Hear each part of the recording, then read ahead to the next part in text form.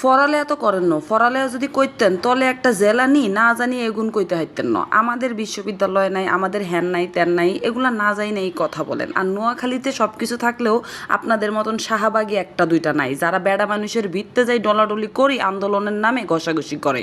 শোনেন আমাদের দেশ সম্পর্কে আপনাদেরকে কিছু বলে দেই।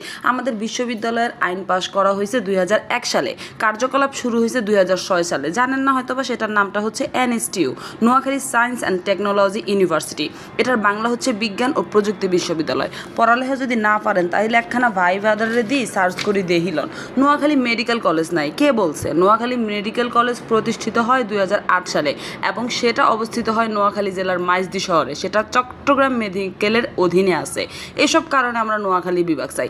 আমাদের ভিতরে সব কিছু থাকা সত্ত্বেও কেন আমরা ঢাকা বা সময় নষ্ট করে ঢাকা চট্টগ্রাম যাব? আর ভাই শোনেন, বিভাগের সাথে সিটি কর্পোরেশনের কোনো সম্পর্ক নাই।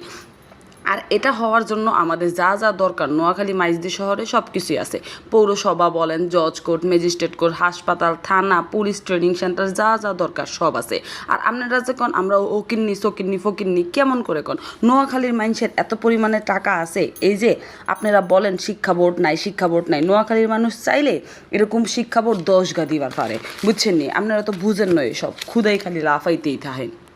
অর্থনীতিতে বাংলাদেশের বৃহত্তম জেলা নোয়াখালী। এই জেলার প্রবাসীরা বাৎসরিক প্রায় 1.9 মিলিয়ন মার্কিন ডলার রেমিটেন্স পাঠায় বাংলাদেশে। নোয়াখালীর হাতিয়ায় আছে বিখ্যাত পর্যটন কেন্দ্র নিঝুম দ্বীপ। বীর শ্রেষ্ঠ রুহুল আমিনের বাড়ি নোয়াখালীর সোনাইমুড়িতে। নোয়াখালীর সম্পর্কে বললে শেষ হবে না। তো আপনারা যাই না শুই না তারপরে এইসব কমেন্ট বলেন বিভাগ চান, আপনারাও বিভাগ চান, আমরাও বিভাগ চাই। আপনাদের আমাদের নিয়ে এত জলে কেন এটাই বুঝি না। নোয়াখালীতে সব কিছু আছে, খালি তোদের মতন এরকম শাহবাগী দুই একটা নাই।